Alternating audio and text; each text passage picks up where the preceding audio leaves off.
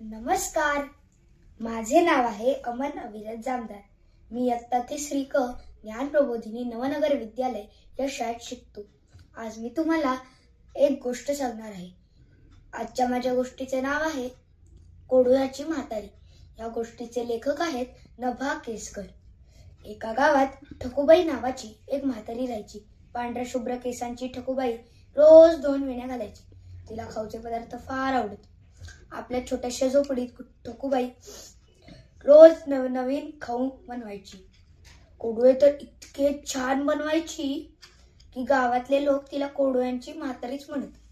कोडूळे म्हणजे खुशखुशीत, कुरकुरीत, छोट्या पुऱ्या. पण ही कोडूयांची म्हातारी अशी बदमाश की सगळे कोडूळे एकटीच फस्त करायची. कधी कोणालाही एकही कोडूळा द्यायची नाही. कोणी कोडूळा मागितला तर म्हणायची, पळा मेल्यांनो, आले फुकटचे खाऊ खायला, मी मुलीच देणार नाही माझे कोडूळे, चला फुटा इथून. सगळ्या गावाला ठकूबाईचा हा हावरट स्वभाव ठाऊक होता. एके दिवशी गावातल्या देवळात बुवाजींचं कीर्तन होतं. अख्खा गाव गोष्ट ऐकायला तिथे जमला होता. ठकूबाई सुद्धा नऊवारी साडी नेसून 2 वेण्या घालून देवळात आली. येताना तिने पिशवी भरून कोडूळे आणले होते. कोणी मागू नये म्हणून पिशवी पदराखाली झाकून ठेवली. कुडुम कुडुम कीर्तन सुरू झालं. बुवाजी श्लोक पडू लागले. तितक्यात कुठून तरी कुडुम कुडुम आवाज आला. सगळ्यांनी इकडे तिकडे पाहिलं. म्हातारीने सुद्धा लगेच इकडे तिकडे पाहिलं. बुवा पुढे बोलू लागले. पुन्हा कुडुम कुडुम आवाज आला. आता मात्र बुवांनी म्हातारीकडे पाहिलं. ती पदराखाली लपून गुपचूप कोडूळे खात होती. बुवा हळूच हसले. त्यांनी ठरवलं, आज या कोडूळ्याच्या म्हातारीची खोडच मोडू. बुवा म्हणाले, आज मी तुम्हाला हावरट पांडवाची गोष्ट सांगणार आहे. एक होता पांडोबा. असा हावरट की काय सांगू. सगळे आंबे तोडून आपल्याच टोपलीत भरायचा. कोणी मागायला आलं की म्हणायचा, पळा मेल्यांनो, आले फुकटचे आंबे खायला, मी मुळीच द्यायचा नाही माझे आंबे, चला फुटा इथून. कोडूयाच्या म्हातारीने चमकून बुवांकडे पाहिलं. हा पांडोबा तर आपल्यासारखाच दिसतोय. बुवांचं म्हातारीकडे लक्ष होतच. ते पुढे गोष्ट सांगू लागले. तर एक दिवस काय गंमत झाली. कान्हा पांडोबाला म्हणाला, अरे पांडोबा, खाऊ वाटून खावा, एकट्याने खाऊ खाऊ नये, देवबाप्पा शिक्षा करतो बरं. पांडोबा वैतागला.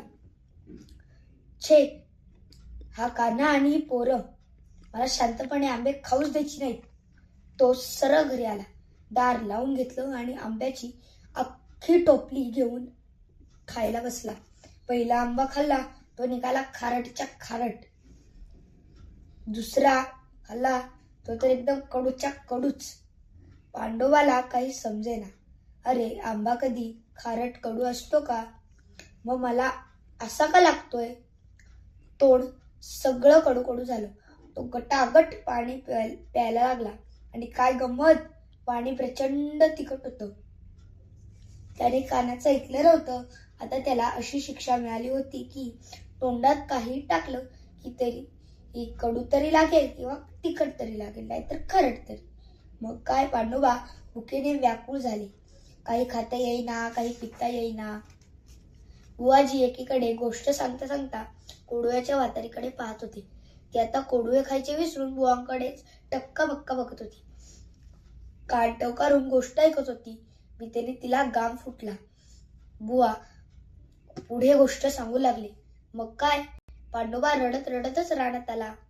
आपल्या टोपलीतले आंबे पटापटा साऱ्यांना वाटू लागले. मग कान्हाने एक आंबा पांडोबाच्या हातावर ठेवला. पांडोबाने भीतभीतच तो खाल्ला. आणि काय आश्चर्य, आंबा झक्कासपैकी गोड होता. पांडोबाला त्याची चूक समजली. त्याने साऱ्यांची माफी मागितली आणि म्हणाला, मी पुन्हा कधी असा हावरटपणा करणार नाही. माझा खाऊ सगळ्यांबरोबर वाटून खाईल.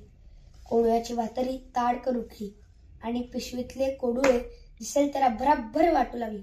ते पाहून मुलं खो खो हसतच सुटली. कोडूयांच्या म्हातारीची अशी खोड मोडली. धन्यवाद.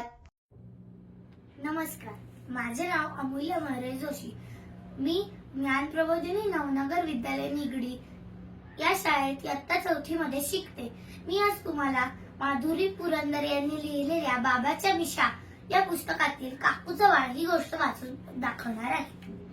आईनं अनुला हाक मारली. अनु, उठ आता, किती झोपायचं ते. अनु म्हणाली, मी नाही. आई म्हणाली, मी एकटीच जाऊ काकूचं बाळ बघायला. अनु तटकन उठून बसली. बाळ छोटुकलो भावलीसारखं, मी येणार. अनु पटापट तयार झाली. अजिबात कटकट न करता तिनं दूध पिऊन टाकलं. न रडता कडून वेण्या देखील घालून घेतल्या. काकूच्या घरात शिरताच अनु ओरडली, काकू, बाळ कुठं आहे? काकू तोंडावर बोट ठेवत म्हणाली, हळू बोलायचं. बाळ झोपलंय, हट बाबा. अनु खट्टू झाली. आई अनुला जवळ घेत म्हणाली, बाळ अजून खूप छोटं आहे अनु, त्याला त्रास द्यायचा नाही बरं का. तू ताई आहेस ना त्याची. ताई? अनुला फार आईत वाटली. पण मी एवढी खेळायला आली आहे आणि बाळ झोपलंय कशाला?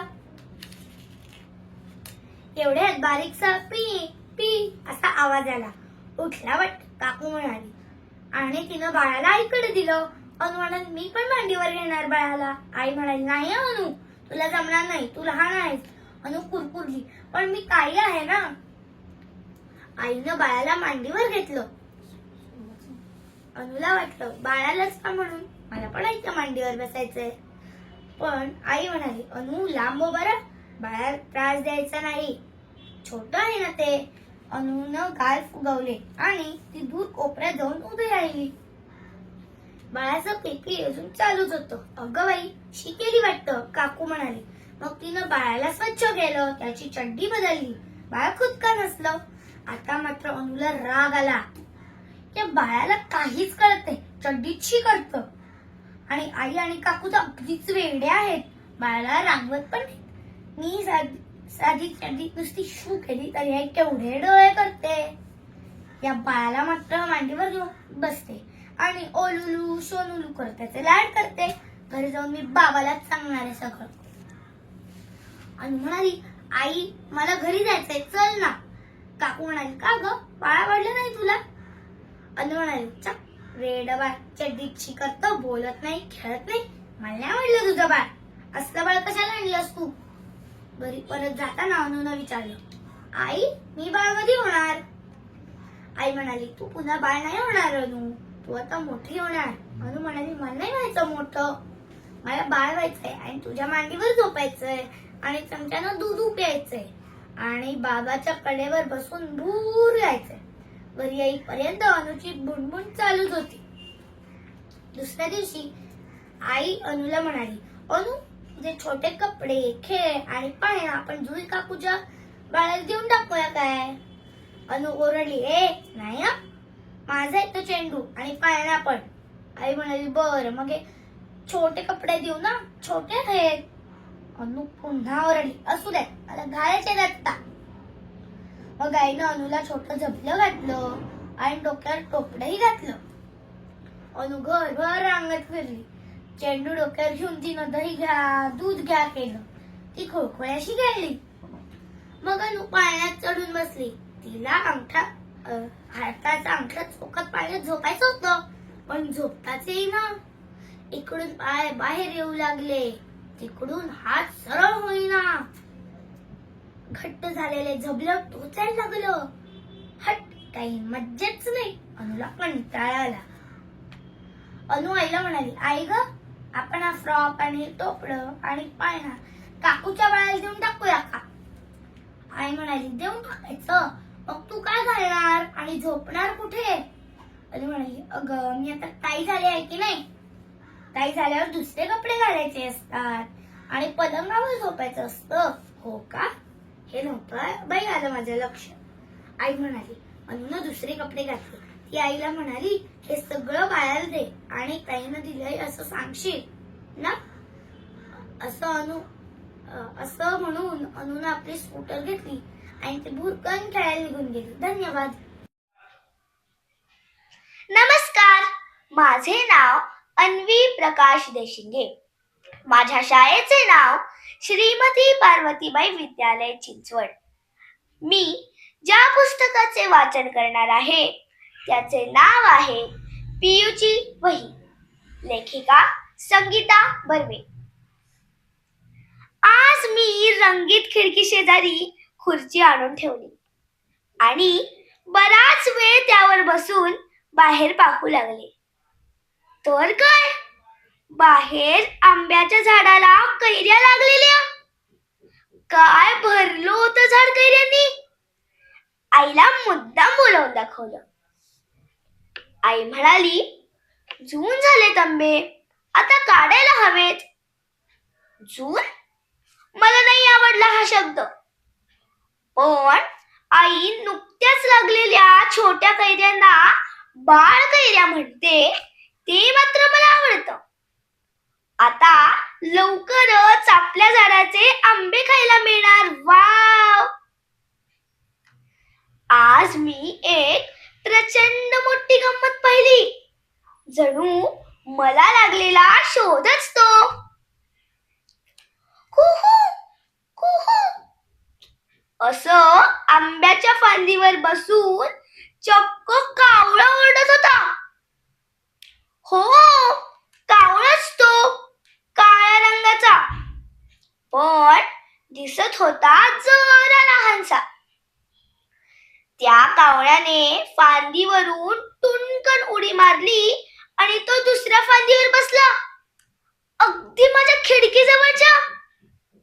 आणि चक्क माझ्याकडे पाहून त्याने पुन्हा एकदा आवाज केला, कुहू. मी त्याच्याकडे पाहिलं तर डोळा लाल. अगं बाई, डोळा आले की काय? म्हणजे पक्ष्यांचे डोळे येतात वाटतं. मी लावलेला शोध आईला झटपट सांगावा म्हणून तिथूनच ओरडत सुटले, आई, ए आई. आईला जोर जोरात हाका मारत मी स्वयंपाकघरात गेले तर ती मस्तपैकी गरमागरम भजी काढण्यात मग्न होती. मग मी तिथेच बैठक ठोकली आणि एक अख्खं भज तोंडात टाकत तिला सगळी गंमत सांगितली.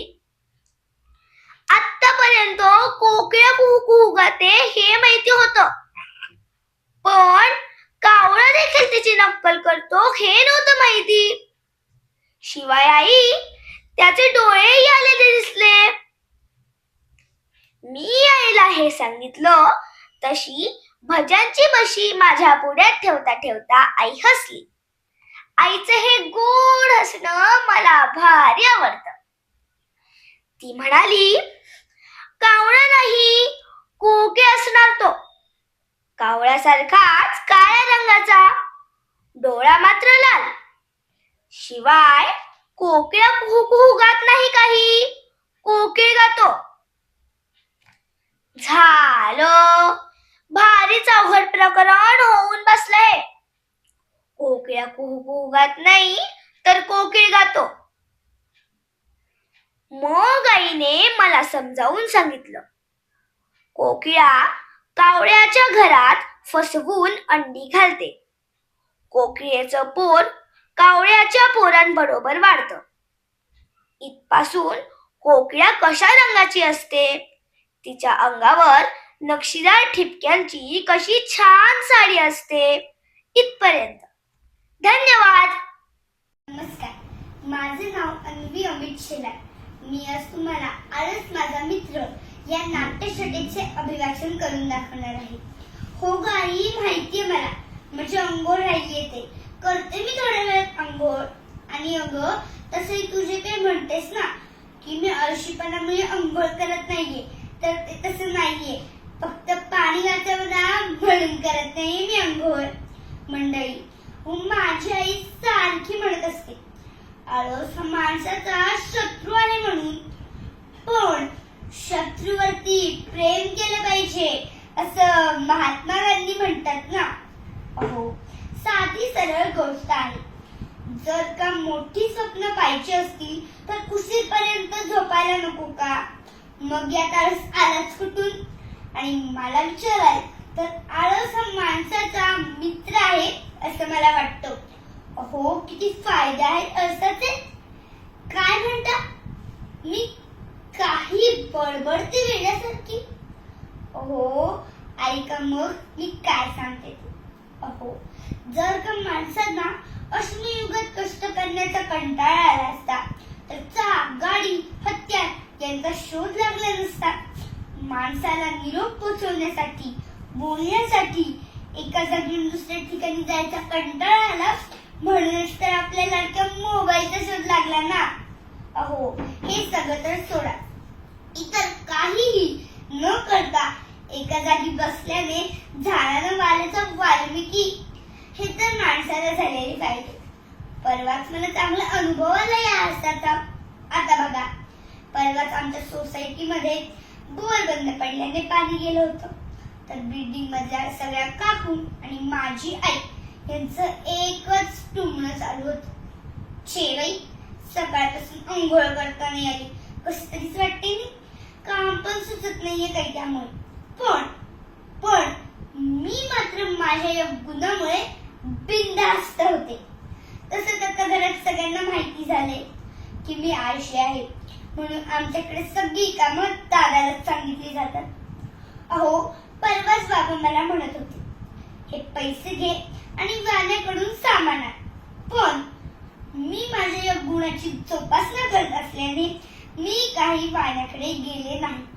तर बाबांनी चांगलं मला 1 तास लेक्चर दिलं. 1 तास. मंडळी, अहो मी सामान आणायला वाण्याकडे गेले नाही मग बाबांचे पैसे वाचले ना, त्याचं काय हे नाही दिसत बाबांना. कालच मला म्हणत होते, बाळा हा आळस सोडून दे, अभ्यास कर, मोठी हो, म्हणजे तुला तुझं पुढचं आयुष्य आरामात जगता येईल. तर मी आईला म्हणाले, अगं आई तूच तर म्हणत असते ना कोणत्याही गोष्टीची पूर्वतयारी करावी, तर तसंच पुढे करायच्या आरामाची मी आतापासूनच पूर्वतयारी करतेय असं समज. तर अहो मंडळी, आईने डोक्याला हात मारली. मंडळी आता मी काय चुकीचं बोलले? अहो तो बिल गेट्स पण म्हणतो, मला कोणतं अवघड काम करायचं असेल तर मी त्या आळशी माणसाला सांगेन, कारण तो ते काम करण्याचा अगदी सोपा मार्ग शोधून काढेल. बघा त्या बिल गेट्सला पण कौतुक आहे माझ्या या गुणाचं, पण आमच्या घरातल्यांना मात्र काही पडलेलं नाही. असो त्यांचं त्यांच्या जवळ, पण मी मात्र माझा हा सरसरी सुप्त गुण जोपासून वेगवेगळे शोध लावणारे. चला आता एवढं बोलले ते बस, आता मी थांबते कारण यापुढे बोलण्याचं मला आळस आलाय. धन्यवाद. नमस्कार, मी सान्वी दीपक तुळसकर. मी इयत्ता 3री ज्ञान प्रबोधिनी नवनगर विद्यालयात शिकते. नाटकाचे नाव आहे ती फुलराणी. लेखक आहेत पु. ल. देशपांडे. मंजुळा रागाने ताडकन उठते. ज्या दिशेला ते दोघी गेले तिकडं पाहून, असं काय मास्तर साहेब? गधडी काय, नालायक, हरामजादी, थांब तुला शिकवीन चांगलाच धडा. तुझ्या पापाचा बदलाय घडा. मोठा समजतो स्वतःला मास्तर, तर गटारात घाल जा शास्त्र. तुझ्या मशिनात गेलाय ज्ञान, तुझ्या तोंडात घालून शान. तुझा ख तुझं घ, मारे पैजेच घेतोय इडा. तर शिकवीन चांगलाच धडा, उतरेल समजा माज. तव येशील गुंडाळून लाज, माझी चटत येशील बुट. मी म्हणन काय अज इकडं कुठं, हात पसरून मागशील भीक. मी म्हणन जरा शुद्ध बोलायला शिक. मग उडवून हासांनी धरायला वाटचल बाहेर मुकाट उगवळवळ करताय किडा. शिकवीन चांगलाच धडा, दाखवतेस बघ चोरा. तू बघशील माझा तोरा. ओहो आहा, ओहो आहा, how sweet lovely charming beauty hi. संग धरतात म्हणजेचे पाय. कुत्रा वाणी घोळवीत गोंडा, त्यांना पोरांच्या दारात लोंडा. Hi Manju, hi Dilip, hi Manju, hi Philip. मंजूमॅन केमछो, how do you do, come व hanging garden. I beg you pardon. कुणी आणतील सिल्कची साडी, कुणी देतील मोत्याची कुडी, कुणी घालतील फुलांचा सडा. तुला शिकवेन चांगलाच धडा. मग मग कुठूनसा येईल राजकुमार, सफेद घोड्यावर होऊन स्वार. नजरेला जेव्हा नजर भिडल, झटक्यात माझ्या पायाच पडल. म्हणाल, राणी तुझ्यावर झालो फिदा, क्या खूबसूरती कैसी अदा. माग माग काय हवं ते माग, प्यारी माझ्यावर धरू नकोस राग. मी मात्र गावठीच बोलेन, मनाची गाठ हळूच खोलेन. गालावर चढे लाजाची लाली, नजर जाई अलगद खाई. मी म्हणेन, हे काय असं लगट उगाच मी असं. कुंपणा पादा सायडाचे धाव, टिटवीला धरवेकर दर्याची हम. हिऱ्याच्या कंठाला सुतईचा तोडा, गटराच्या मांडीला सोन्याचा घडा. मग राजाचे येईल रथात बसून, म्हणाल कसं बेकार पण हो माझी सून. दरबारी धरतात मुठीत नाग, म्हणत्याल राजाचा मान तरी राख. तोरणं बांधा, रांगोळ्या काढा, त्या अशोकाला शिकवेन चांगलाच धडा. मग मंजू म्हणाल, महाराज ऐका, त्या अशोक मास्तराला बेड्याच ठोका. शरदच त्याच्या कानात वता आणि लखलख सुईत गर्दन छाटा. मास्तराला घोड्याच्या शेपट्याला जोडा आणि पाटलन काढून चाकन फोडा. महाराज म्हणतात, भले हुशार, धाडून द्या रे घोडास्वार. हा हा हा हा. जेव्हा राजाची शिपाई धरत्याल तुला, म्हणशील म्हणजे सोडीव मला. धरशील पाय, लोळशील कसा, रडत राहशील ढस्सा ढस्सा.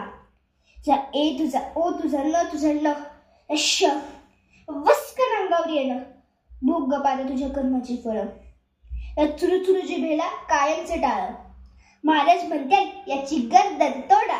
मी म्हणत, जाऊ द्या गरीबाला सोडा. तू म्हणशील, मंजू देवी तुला आलो शरण. मी म्हणन, शरण आल्यावर देऊ नये मरण. धन्यवाद. नमस्कार, माझे नाव रिधिमा अतुल मोहिते. मी इयत्ता 3रीत आहे. मी आजच्या अभिवाचनासाठी कथा हा प्रकार निवडला आहे. माझ्या कथेचे नाव आहे फिशिरा. लेखिका आहे जुई चितळे. असं करणार असाल तर मला नाही तुमच्याशी खेळायचं. अजिबात बोलू नका माझ्याशी, कट्टी. फिशिरा चिडून म्हणाली. आम्ही नेहमीसारखेच लपलो होतो.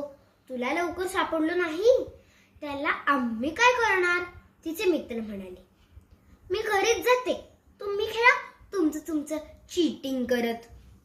तणतणत ती घरी गेली आणि अक्षरशः कोपऱ्यात जाऊन बसली.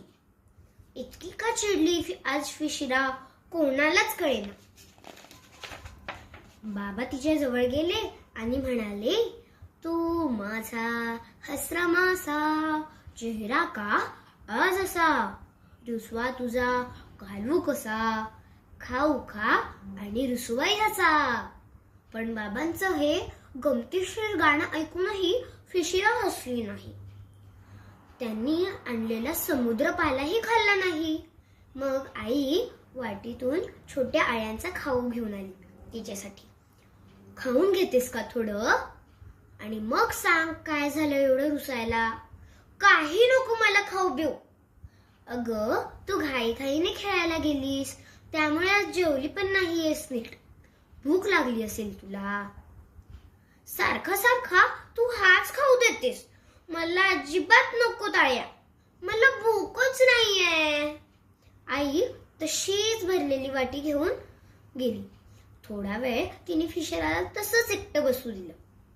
समुद्री गवतात शेवाळ्याचं सायरन बाहेरून आईने छानसे रोल करायला सुरुवात केली.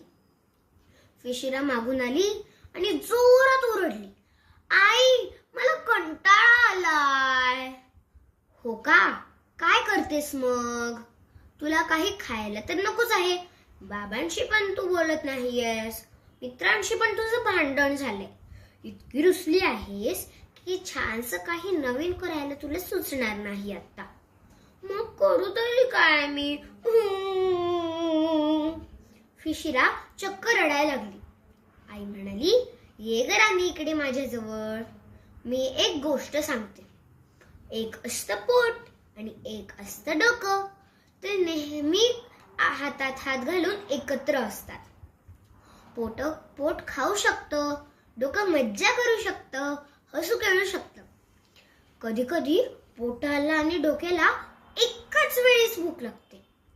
डोक्याला भूक, फिशिरा आश्चर्याने विचारते. आई म्हणाली, हो तर डोक्याला खेळायची मज्जा करायची भूक लागते आणि ते पोटाचं काही ऐकत नाही. पोटाला खायला मिळालं नाही की पोट चिडतं आणि सगळा राग डोक्याकडे पाठवतं. मग डोक्याला सुद्धा काहीच सुचत नाही. राग येतो, रडू येतो, कशातच मजा येत नाही. मग काय करायचं? मग थोडं पोटाचं ऐकायचं आणि त्याला खाऊ द्यायचा. पोट हळूहळू खुश झालं की डोक्याकडे त्याचा आनंद पाठवतं. मग दोघेही मिळून छान मज्जा करतात. फिशिरा काहीच न बोलता हळूच गेली आणि तिने समुद्री गवताचे 2 रोल मटकावले. वाटीतल्या अळ्यांचा खाऊ पण खाल्ला. बाबांनी आणलेला वाला तोंडात टाकला आणि गुणगुणायला लागली. डोकं म्हणाल, ओ पोट भाऊ, खाऊन घ्या ना तुमचा खाऊ, मग खेळायला आपण जाऊ. चाव म्याव चाव म्याव चाव म्याव चाव म्याव. धन्यवाद. नमस्कार, मी श्रुती विशाल गाडेकर. मी ज्ञान प्रबोधिनी शाळेत इयत्ता 3रीत शिकते. मी आज तुमच्या समोर चिकू पिकू पुस्तकातील म्हण म्हणी या गोष्टीचे अभिवाचन करणार आहे. ही गोष्ट लिहिली आहे संहिता सहस्त्रबुद्धे यांनी. आज बंड्याच्या घरी पूजा होती. शेजारचे पाजारचे नातेवाईक छोट्यांपासून मोठ्यांपर्यंत सगळे जमले होते. पूजेपेक्षाही सगळे घरी आले होते ते बंड्याच्या आईच्या हातच्या पुरणपोळ्या खाण्यासाठी. पुरणाचा खमंग सुवास घरभर पसरला होता. बंड्याला जाम भूक लागली होती. बाबा, लवकर करा ना, माझ्या पोटात कावळे कावकाव करत आहेत. बाबा हसले. हो हो, झालंच. सगळ्यांना आरतीला बोलव. आरती झाली की लगेच जेवण. आरती झाल्या झाल्या बंड्याने त्याच्या मित्रांना बोलून छान पंगत मांडली. वदनी कवळ घेता नाम घ्या श्री हरीचे, सहज हवन होते नाम घेता फुकाचे, जीवन करी जीवित्वा अन्न हे पूर्ण ब्रह्म, उदर वर्ण नोहे जाणीजे यज्ञ कर्म, जय जय रघुवीर समर्थ. सगळे जेवायला सुरुवात करणार तेवढ्यात शेजारचे खवट बेले काका म्हणाले, हे काय, फक्त पुरणपोळी? त्यासोबत आमरस लागतो मला. आमरस नसेल तर मी खाणार नाही. खाईन तर तुपाशी, नाही तर उपाशी. बंड्याचे बाबा म्हणाले, अहो काका, आता ह्या महिन्यात आमरस कसा मिळेल? गरम गरम पुरणपोळी आहे, जेवा मस्तपैकी. गंमत केली हो, बेले काका म्हणाले. सगळे हसू लागले. तुपाशी उपाशी म्हणजे? बंड्याने शेजारी बसलेल्या राजूदादाला विचारलं. राजूदादा म्हणाला, अरे, खाईन तर तुपाशी, नाही तर उपाशी ही एक म्हण आहे. म्हणजे एखादी गोष्ट मला अशीच हवी, नाही तर नकोच असा हट्ट धरणे. ती गोष्ट हवी तशीच नाही मिळाली तर वाटेल तसा त्रासही मी सहन करेन, पण हट्ट सोडणार नाही, असा त्याचा अर्थ. असं होय, बंड्या म्हणाला. तितक्यात सीमाताई आली. अरे, बसलात तुम्ही जेवायला? उशीर झाला मला, असं म्हणत सीमाताई ताटाकडेच वळाली. अगं, आधी दर्शन तर घे, आजी ओरडली. सीमाताई म्हणजे शेवगाची शेंग, एकदम बारीक. आजी, तूच म्हणतेस ना, जीवाला खात जा. म्हणूनच आधी पोटोबा मग विठोबा, सीमाताई म्हणाली. सगळे हसले. राजूदादा बंड्याच्या कानात कुजबुजला. आधी पोटोबा मग विठोबा म्हणजे कितीही मोठं का असलं तरी आधी खाऊन पिऊन मगच करायचं. आपल्याला बरं वाटेल, आपल्या फायद्याचं असेल ते आधी करायचं आणि बाकी गोष्टी नंतर करायच्या, असा त्या म्हणीचा अर्थ. कमतीशीर म्हणी आहेत सगळ्या, बंड्या म्हणाला. तितक्यात बाबा म्हणाले, बंडू शेठ, आवरा आता, होमवर्क राहिलाय ना तुझा? पुरणपोळीचा घास तोंडात टाकत बंड्या म्हणाला.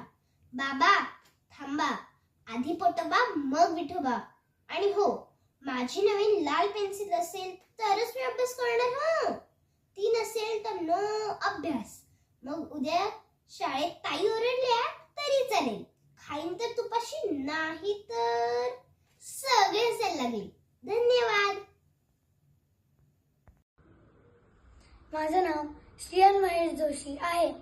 मी सिटी प्राईड शाळेत येथे इयत्ता 4थी मध्ये शिकतो.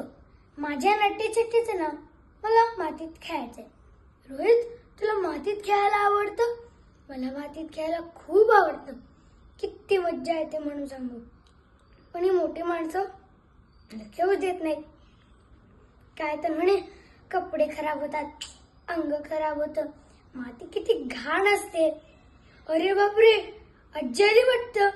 आता म्हणेल काय रे सारखा चिखलात जातोस, बरबट करतोस, घाणेरडा कुठला.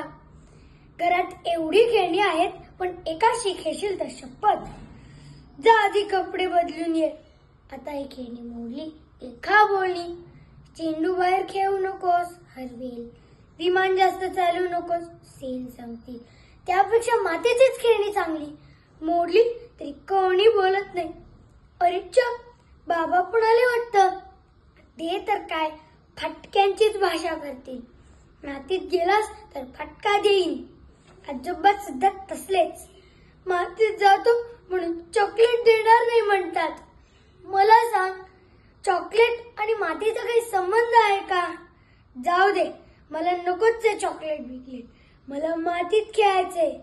खेळून बघा म्हणाव एकदा, म्हणजे कळेल मातीत खेळायला किती मज्जा येते ते. काय काय आणि किती किती करता येते.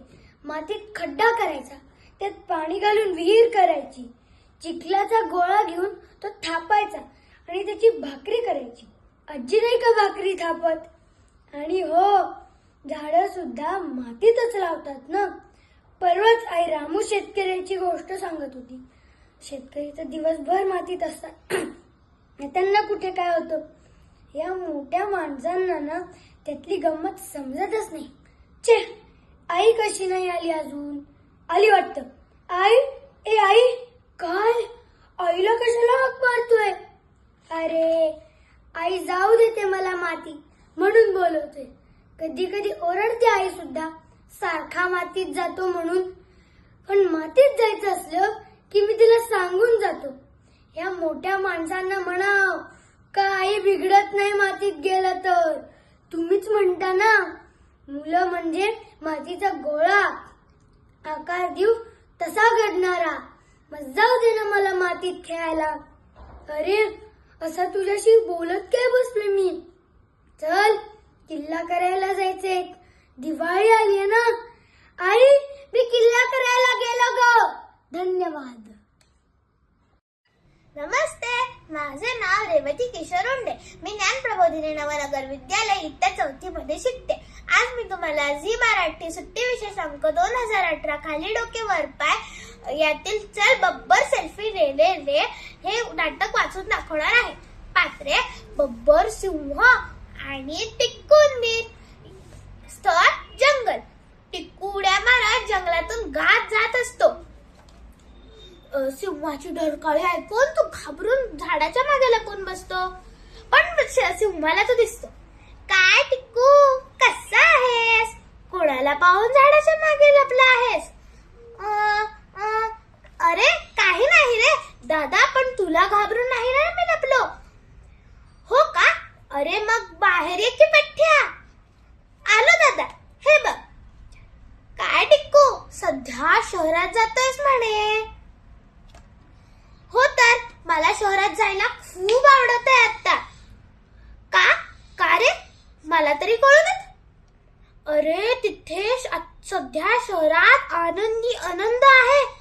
खणलेले रस्ते, शिवाय वडापावच्या गाड्या, चायनीजच्या गाड्या, त्यामुळे माझ्या खाण्याची चंगळ झाली आहे बघ. काय सांगतोस? हो तर मध्यंतरी स्टेशन जवळच्या गाड्या थोड्या हळवल्या होत्या. त्यामुळे मला लांब जाऊन राहावं लागतंय आता सध्या. अरे बापरे, जंगलात तर अरे मध्यंतरी जंगलात रात्री माणसांची पार्टी झाली होती. आपला शेरखान जाऊन आला. अरे शेरखान तर अधून मधून शहरात जातो आणि लोकांच्या झोपा उडवतो. बर, अजून काय चाललंय शहरात? शहरात लोकांना सेल्फीचं वेड लागले. मला वेड लागले सेल्फीचे, मला वेड लागले सेल्फीचे असे म्हणतात. अरे सेल्फी म्हणजे काय रे भावा? बब्बो, तुला सेल्फी नाही माहिती?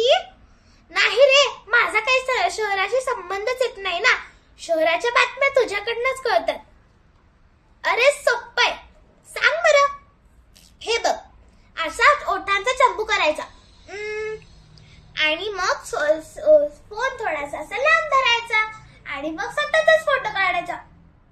याला म्हणतात सेल्फी. अरे पण तो ओठांचा चंबू कशाला करायचा? बब्बर दादा, अरे त्याला पाऊट म्हणतात. लहानांपासून 70च्या आजोबांना सेल्फीचा नाद लागलाय. काय सांगतोयस? अरे खरंच खरं आहे तेच सांगतोय. बरं बुवा,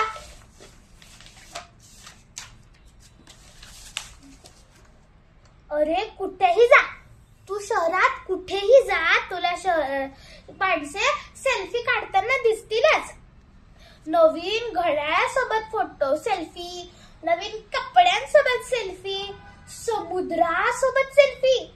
कशाला नाही सोडलंय त्यांनी बघ. जायलाच हवं एकदा एखाद्या रात्री बघ. बब्बर दादा, तू गेलास ना, तुझ्यासोबत पण सेल्फी काढतील बघ.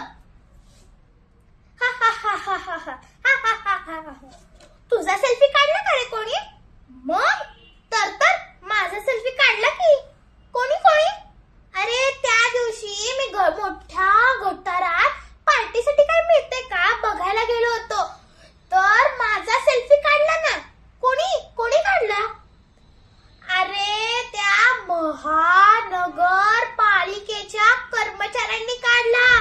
वा रे, तू तर सुपरस्टारच झालाय. अरे तुला माहितीये का काय मज्जा झाली? काय रे, सांग की मला किट्टू. अरे दादा, ज्यांनी माझा सेल्फी काढला तेच गटारीत पडले. अशी गंमत झाली. अरे रे दादा, तू काय रे, काय? अरे रे बिचारा पडला, वाईट वाटलं रे. हो ना, पण पडून पण सेल्फी काढून अशी गोष्ट झाली सर्वांची. अरे सेल्फीच्या नादात शहरातली काही जण त्यांचा जीवच गमावून बसली बघ. बापरे, माणसं असंच आहे रे का रे टिक्कू? हो रे दादा, म्हणजे जंगलातले प्राणी जास्तीचे शहाणे. हो ना, असंच आहे सगळं. होय दादा, अगदी बरोबर. पण आता चल, रात्र व्हायला लागलीये. वडापावची पार्टी करायची की नाही मला? मी जातो. मज्जा आहे बुवा टिक्कू तुझी. चल, बाय टिक्कू, बाय दादा, धन्यवाद. नमस्कार, माझे नाव अनन्या चंद्रकांत बोराटे. माझ्या शाळेचे नाव श्रीमती पार्वतीबाई विद्यालय. माझा गट क्रमांक आहे 1. पियूची वही या डॉक्टर संगीता बर्वे यांनी लिहिलेल्या पुस्तकातील काही भागाचे वाचन मी करत आहे. 2022चा साहित्य अकादमीचा बाल साहित्य पुरस्कार या पुस्तकाला मिळाला आहे. खिडकीतून पाहू लागले बाहेर जेव्हा जेव्हा, खिडकीतून पाहू लागले बाहेर जेव्हा जेव्हा, खिडकी बाहेर आहे जग कळू लागले तेव्हा, खिडकी बाहेर आहे जग कळू लागले तेव्हा.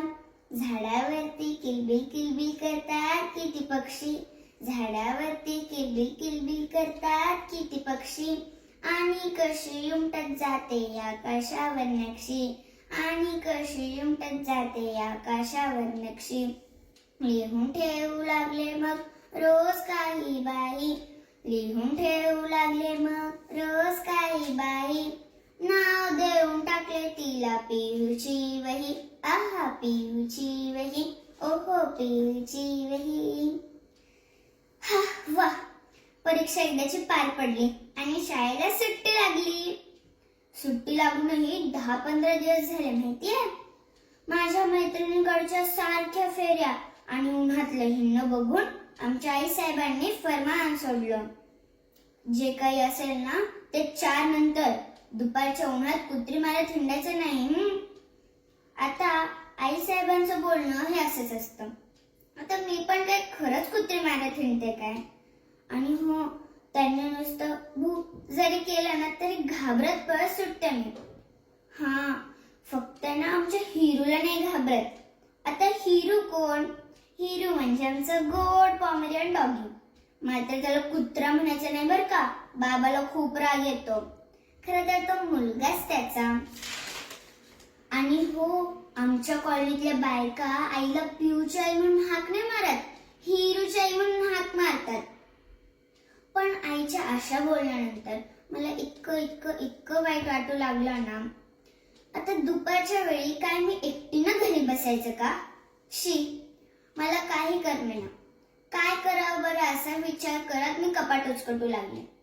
तर नुकतीच परीक्षेसाठी आणलेली कोरी करकरीत रंगपेटी सापडली मला. आहा वा. आणि काय केलं मी? काढली कपाटातून, पाणी आणि ब्रश घेतला आणि रागातच कागदावर फराटे ओढू लागले. आईचा ना डोळा लागला होता. फारच मस्त संधी आहे ना. मग मी काय केले, बेसिन जवळ गेले आणि एक रंग चांगला धुवून काढला.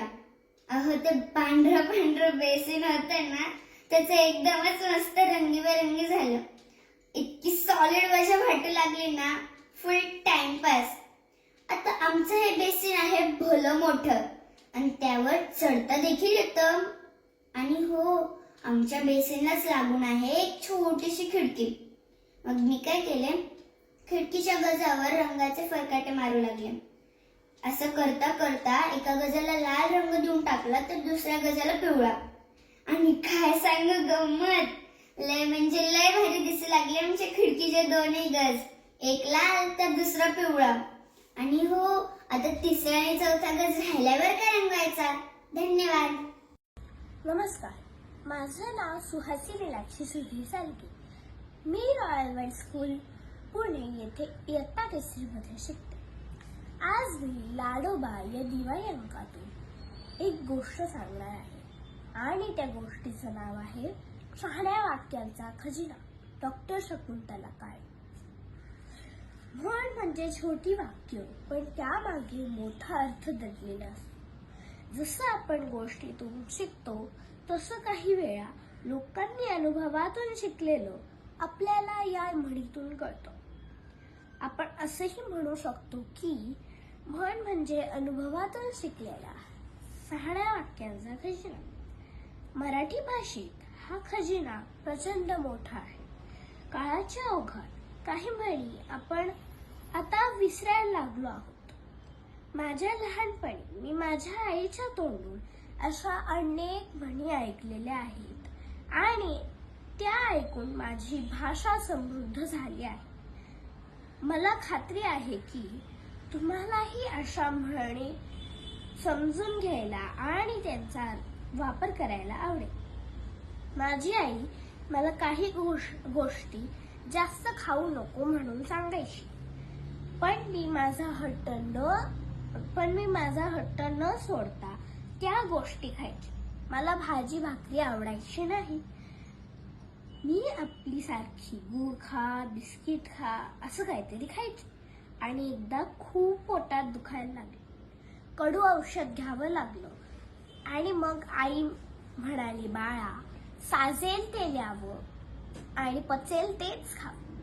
म्हणजे आपल्याला जे शोभतं तेच कपडे दागिने घालावे आणि ज्या गोष्टी चांगल्या पचतात, ज्यापासून आपल्याला त्रास होणार नाही अशा गोष्टी खा. शाळेत बाई दररोज गृहपाठ द्यायच्या आणि रोजच्या रोज तो पूर्ण करावा लागायचा. एका रविवारी मी दिवसभर खेळत होते आणि रात्र झाल्यावर मला गृहपाठ आठवला.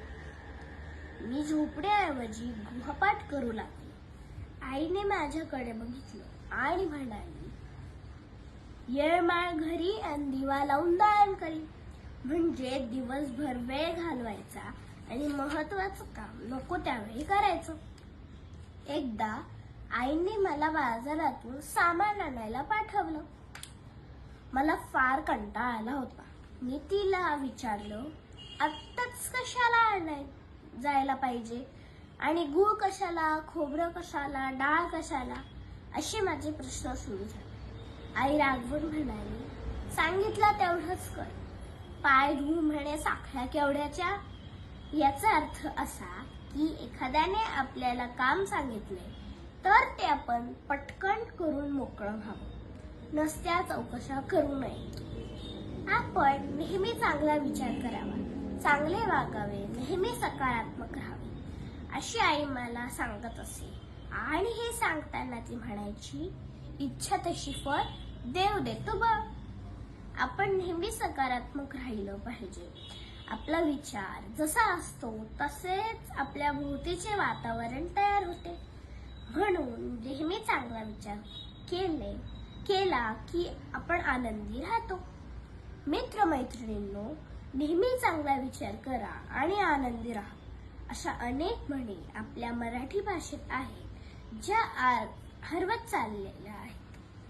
तुम्ही आपल्या आई, आजी, काकी, मामी यांच्याकडून अशा म्हणी ऐकलेल्याही असतील, अगर नसतील. पण तुम्ही अशा म्हणी शोधा, त्यांचा अर्थ समजून घ्या आणि तुमच्या रोजच्या बोलण्यात वापरायला सुरुवात करा. मग बघा कशी मजा येते आणि त्याचबरोबर तुमची भाषाही कशी समृद्ध होते. मग तयार आहात ना? धन्यवाद. नमस्कार, मी आकांक्षा निलेश सन्नके. माझ्या शाळेचे नाव रँगलर रघुनाथ पुरुषोत्तम परांजपे प्राथमिक शाळा हुजूरपागा. मी आता 3रीत शिकत आहे. मी आज अकबर आणि बिरबलाची एक सुंदर अशी गोष्ट तुम्हाला वाचून दाखवणार आहे. माझ्या गोष्टीचे नाव आहे झुंज. चला तर ऐकूयात मग. एकदा अकबर बादशहाने बिरबलाला एक कोंबडा दिला आणि सांगितले, तू हा कोंबडा घेऊन जा. 1 महिना सांभाळ. 1 महिन्याने परत घेऊन ये. जेव्हा तू हा कोंबडा परत घेऊन येशील तेव्हा या कोंबड्याची झुंज दरबारातील शाही कोंबड्याबरोबर असणार आहे आणि त्यावेळी तुझा कोंबडा हरला नाही पाहिजे. परंतु अकबराने बिरबलाला एक अट घातली. झुंज शिकवण्यासाठी या कोंबड्याच्या संपर्कात कोणताही कोंबडा किंवा कोंबडी अजिबात येऊ द्यायचे नाही. हे खरं तर खूप अवघड काम होते. तरी सुद्धा बिरबल काही न बोलता त्या कोंबड्याला घेऊन निघून गेला. 1 महिना सांभाळला. 1 महिन्याने परत घेऊन आला. आता झुंज होती. आखाडा सजला होता. लोक जमा झाले होते आणि ज्यावेळी अकबर आणि बिरबल या दोघांचे कोंबडे एकमेकांच्या समोर आले तेव्हा मात्र चमत्कार झाला. बिरबलाने आणलेला तो कोंबडा शाही कोंबड्यावर असा काही तुटून पडला की शाही कोंबडा गडबडलाच. बिरबलाने आणलेला कोंबड्याचा प्रत्येक निशाणा अचूकपणे लागत होता. आता बिरबलाचा कोंबडा एवढी चांगली झुंज कशी काय खेळतो, हा प्रश्न प्रत्येकाच्या मनात येत होता. काय तुमच्या पण मनात येतोय ना? कारण कोणताही कोंबडा किंवा कोंबडी संपर्कात येऊ न देता तो झुंज शिकला होता. ज्यावेळी बिरबलाचा कोंबडा वरचढ ठरला त्यावेळी शाही कोंबडा रक्तबंबाळ झाला. लोकांच्या गर्दीतून वाद शोधत तो पळून गेला. आता अकबराने बिरबलाला विचारले, बिरबला, हा कोंबडा एवढी चांगली आणि तरबेज झुंज कशी काय शिकला? तेव्हा बिरबल म्हणाला, महाराज, तुम्ही मला कोंबडा दिला, मी घेऊन गेलो. तुम्ही सांगितलं होतं या कोंबड्याच्या संपर्कात कोणताही कोंबडा किंवा कोंबडी येऊ द्यायचे नाही. मी अजिबात आणले नाही. मी फक्त एकच काम केले. या कोंबड्याला एका खोलीमध्ये कोंडून ठेवले आणि ज्या खोलीमध्ये मी या कोंबड्याला कोंडून ठेवले त्या खोलीमध्ये मी सगळ्या बाजूंनी आरसे बसवले होते. ज्यावेळी या कोंबड्याने स्वतःचे प्रतिबिंब आयुष्यात पाहिले त्यावेळी तो मात्र खवळून उठला आणि झुंजायला लागला. रक्तभंबार होईपर्यंत स्वतःच्या प्रतिबिंबाशी तो झुंज खेळत होता. आणि आज हे त्याचेच प्रतीक आहे की तो इतकी चांगली आणि तरबेज झुंज शिकू शकला. महाराज, ज्याची झुंज स्वतःशी असते त्याला हरवणारा कुणीच नसतो. त्यानंतर बिरबल सगळ्या लोकांना उद्देशून म्हणाला, स्वतःशी जो झुंज खेळेल, स्वतःशी जो स्पर्धा खेळेल त्याला हरवणारा या जगात कोणीच नसतो. म्हणून तुमची झुंज तुमच्याशी ठेवा, तुमची स्पर्धा तुमच्याशी असू द्या. हे ऐकून सर्व लोकांनी आणि अकबराने बिरबलासाठी टाळ्या वाजवून त्याचे कौतुक केले. धन्यवाद. नमस्कार, माझं नाव आहे अनुवेद स्वप्नील बेलसरे. माझ्या शाळेचं नाव आहे DS प्रायमरी स्कूल. माझ्या विषयाचं नाव आहे चिनू आणि मीनूच्या तमती जमती. आपल्या घरी लहान बाळ येतं तेव्हा काय होतं, त्या लहान बाळाभोवती घरातल्या सगळ्यांचं लक्ष लागून राहतं आणि त्यापेक्षा मोठ्या भावंडांकडे जरा दुर्लक्ष होतं. तरीही घरात किती साऱ्या गमती जमती घडत राहतात. हे या अनुभवायचं असेल तर संगीता बर्वे यांचे मीनूचे मनोगत हे पुस्तक वाचायला पाहिजे. या पुस्तकात मीनू आणि चिनूच्या 2 बहिणींची गोष्ट आहे. चिनू बाळ घरी आल्यावर घरात काय काय रंजक गोष्टी घडत जातात हे या मीनूच्या शब्दात सांगितलेलं आहे. चिनूबद्दल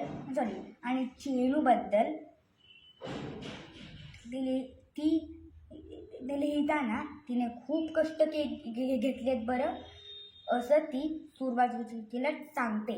बाळ कसं आहे हे विचारल्यावर मीनू तिच्या खट्याळ भाषेत सांगते, छान गोरं गोरं पान, पण टकलू हे तर तुझ्यासारखंच टकलू, डोक्यावर एक देखील केस नाही, नाक तर चिकटवल्यासारखंच वाटते नाही.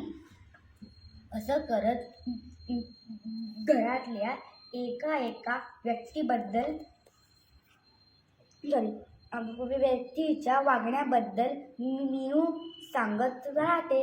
आजीने बर्फी दिल्यावर ती म्हणते, दिदी आजी, मी सांभाळते पिशवी. माझ्यासारखी कामसुनाक असताना बर्फीचं ओझं तिला कशाला. आईबद्दल सांगताना ती म्हणते, हसली की छान दिसते आई, तिच्या पापीनं मस्त वाटतं बाई. चिनू मोठी होताना किती खोड्या करत राहते ते सगळं मीनू यात सांगते. यासाठी हे पुस्तक वाचायला हवं. आजी आजोबा आई बाबांपासून चिनूला आंघोळ घालायला येणाऱ्या भामाबाईपर्यंत सगळे चिनू बाळासोबत कसे रमून जातात हे या संवादातून मीनूने छान रंगवून सांगितलं आहे. मग ते बाळाशी बोबडे बोलण्यापासून चिनूच्या भोकाड पसरण्यापर्यंत सगळं सांगितलं आहे. या छोटेखानी पुस्तकाची साध्या सोप्या भाषेतली मजेशीर गोष्ट आपल्याला हसवत राहते. चिनू आणि मीनूची छान छान चित्र तर पुस्तकभर आपल्याला भेटत राहतात. चिनू आणि मीनूच्या सगळ्या गमती वाचायला हे पुस्तक आवर्जून विकत घ्यायला हवं. थँक्यू. नमस्कार, माझे नाव अनया आशिष निसर. माझ्या शाळेचे नाव आहे हुजूरबागा प्राथमिक शाळा. येथे इयत्ता 2री मध्ये शिकत आहे. माझ्या नाट्यछटेचे नाव आहे नकट असावं पण धाकटे असू नये. या नाट्यछटेचे मी अभिवाचन सादर करून दाखवणार आहे. एसे चल ना आपण घर घर खेळू. पण मी आज ताई होणार हा. तू तर माझी छोटी बहीण. काय काय म्हणालीस? किती मज्जा. कप्पाळ माझं. अगं माझ्यावरून मी तुला सांगते नकट असावं पण धाकट असू नये. तुला काय कळणार? तुला कोण मोठे भाऊ बहीण नाहीत ना. अगं ज्याचं जळतं त्यालाच कळतं. काय म्हणालीस? तुला एवढ्या म्हणी कशा येतात? अगं सई, माझी आजी म्हणजे ना म्हणीचं चालतं बोलतं संग्रहच आहे. आता आमच्या शेजारच्या मोने आजी माझ्या आईचं आजी समोर कौतुक करतात. म्हणतात कशा, तुमची सून फारच चांगली आहे हो. वडीलधाऱ्यांचा केवढा मान ठेवते. तेव्हा माझी आजी म्हणते कशी, हो हो ज्याचं जळतं त्यालाच कळतं. हा तर मी तुला काय सांगत होते. हा माझं धाकटेपण. अगं माझे बाबा माझ्या ताईची ओळख करून देताना म्हणतात, ही आमची मोठी मानसिक अशी करून देतात. आणि माझी ओळख कशी करून देतात माहितीये का? हे आमचं शेंडेफळ म्हणजे आमची आरू. मला तर असा राग येतो, डोक्यावर एक शेंडी चुगवल्यासारखं वाटतं. मग मी पण एकदा गंमत केली. माझ्या नाचाच्या क्लासच्या बाई एकदा घरी आल्या होत्या. तेव्हा मी बाबांची ओळख करून देताना म्हणलं, हे आमच्या आजीचं शेंडेफळ म्हणजे माझे बाबा. बापरे, आईचा तो चेहरा रागाने लालच झाला होता. पण बाबांना मात्र खूप हसू आले. आमचे बाबा म्हणजे ना एकदम सोपटीव आहेत. अगं तुला काय सांगू सई, आम्ही पण 2-2 पार्ट्या करतो. एका पार्टीत मी आणि बाबा आणि दुसऱ्या पार्टीत आई आणि ताई. आपल्याला तो बुवा स्ट्रॉंग पार्टीच आवडते. त्या दोघी नुसत्या रडूबाई. काय म्हणतेस? ताई माझे खूप लाड करते. अगं सई, तुमच्या समोर लाडोबा लाडोबा असं चाललं असतं. पण ती एवढी चिक्कू आहे ना म्हणून सांगू, तिच्या सगळ्या वस्तू कुलपात लपवून ठेवते. कुलपात. आता तूच सांग सई, मी काय चोरणार आहे का तिचं? तिची रूम बघितलीस का कधी? सगळ्या खानांचे पोस्टर्स लावले. अगं खान म्हणजे आपल्या इतिहासातल्या पुस्तकातले नाही गो.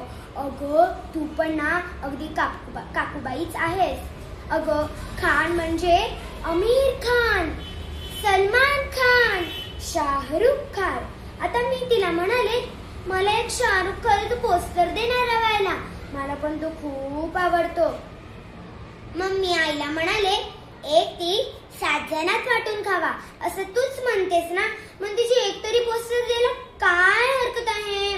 तर आई म्हणते कशी, लागली का आजीसारखी भडी म्हणायला?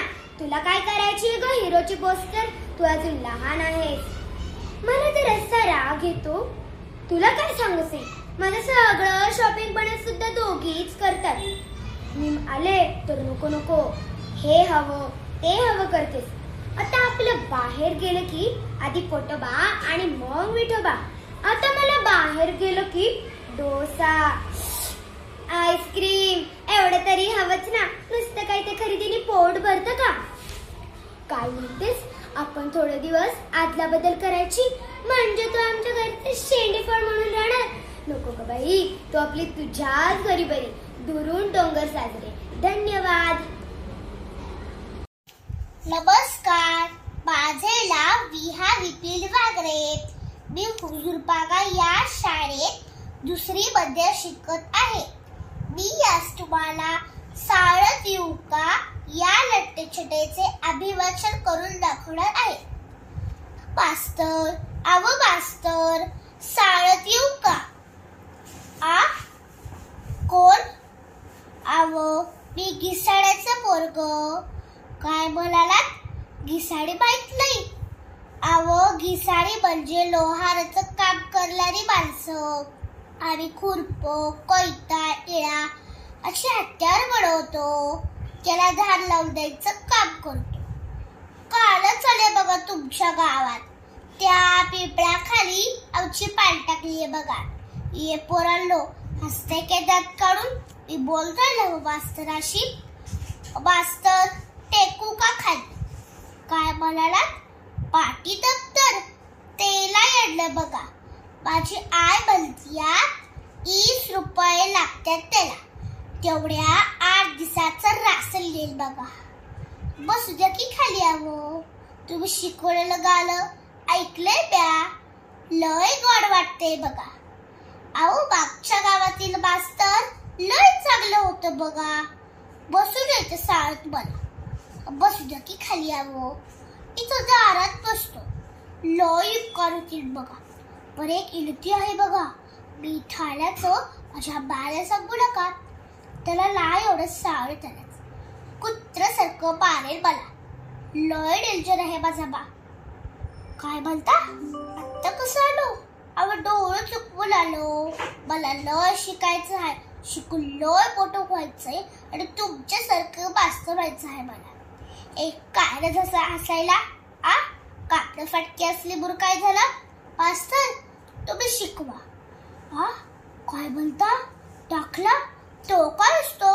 तो माझ्याकडे नाही बघा. तुम्ही शिकवा. अहो पहिलीचं शिकवा, दुसरीचं शिकवा, नाहीतर चौथीचं शिकवा. काय पण शिकवा. शिकून लय मोठं व्हायचंय आणि तुमच्यासारखं मास्तर व्हायचं आहे मला. अहो खरं सांगू का मास्तर? रोज भटा मारून हात लय दुखतात बघा. अगदी बी लय दुखते बघा. घालाचं घाव घालून बरगडा बी लय दुखतात बघा. मास्तर मला शिकायचं आहे. महिलाभर मुक्काम आहे बघा तुमच्या गावात. शिकू दे मला. अहो तुमचं खुरप कैता इळा सगळ्यासली धार फुक्काट लावून देईल बघा. पण तुम्ही शिकवा. आलो आ अहो बाय माझी हाक मारतीया. बाला जर कळलं फोडून काढील बघा. तुम्ही शिकवा तुमचं गाणं. या बाळांनो या रे या, लवकर भरभर सारे या. या बाळांनो या रे या, लवकर भरभर सारे या. मास्तर उद्या येतो ब्या. धन्यवाद. नमस्कार, माझे नाव कौस्तुभ आशुतोष सातारकर. सुधामूर्ती लिखित गोपीची डायरी. अनुवाद केलाय लीना सोनी यांनी. आज मी यातील ढेकर ही गोष्ट वाचणार आहे. ताई आजी फारसं काही बोलत नाही, पण ती नेहमी माझ्यासाठी काही ना काहीतरी करतच असते. आता सुद्धा मी त्या गालीच्या वरून वेडावाकडं चालत होतो, उड्या मारत होतो, तेव्हा तिने माझ्याकडे प्रेमाने पाहिलं. ती म्हणाली, आता याचं खूप खेळून झालंय, त्याला काहीतरी पाजलं पाहिजे. ते ऐकून आपल्याला खरंच खूप भूक लागली याची मला जाणीव झाली. केवढी भूक लागली होती मला. मग मला माझ्या आईची आठवण आली, तिच्या दुधाची आठवण आली, तिचं प्रेम आठवलं, तिच्या कुशीत मला किती सुरक्षित वाटायचं ते आठवलं. मला वाईट वाटू लागलं. ताई आजी पुढे म्हणाली, आता दूध छान कोमट झालंय, मी त्याला दूध पाजते.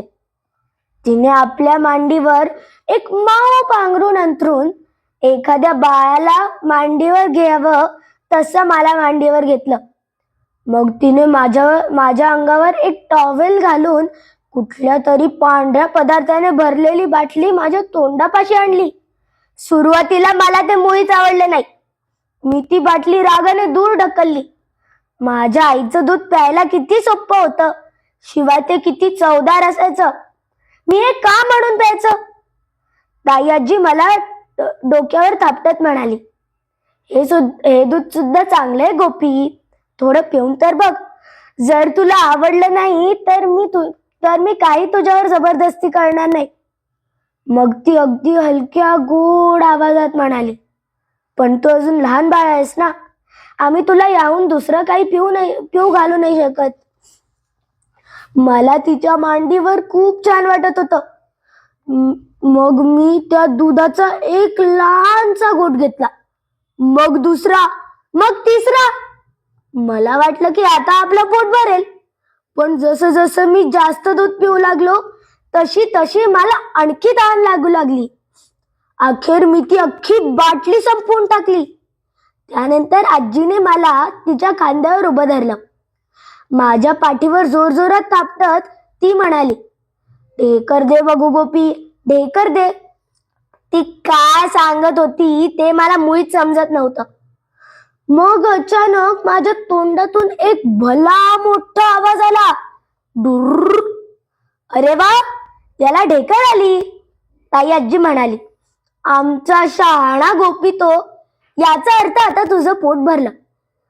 आता मला त्या ढेकर शब्दाचा अर्थ समजला. आता ताई आजीच्या कडेवरून मला आजीने आपल्याकडे घेतलं. ती म्हणाली, आपण याला बाहेर जाऊ, आपण याला घेऊन बाहेर जाऊ. पण मी साफ नकार दिला. मला मुळीच बाहेर जायचं नव्हतं. मला जवळच एक खुर्ची दिसली. माझे दात खूप शिवशिवत होते. मला दातांनी काहीतरी कुरतडायची तीव्र इच्छा झाली. मग मी ती खुर्ची कुरतडू लागलो. गोपी, असं नाही करायचं, आजी जरा जोरात म्हणाली.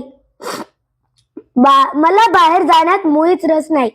हे पाहताच सर्वजण जवळच्या एका टेबलापाशी जाऊन बसले. ते सगळे जेवायला बसले होते. त्यांचं जेवण चालू असताना मी शांतपणे टेबलाखाली बसून होतो. किती छान छान वास येत होते. तेल, तूप, भात आणि आणखी कितीतरी अनोळखी वास येत होते मला.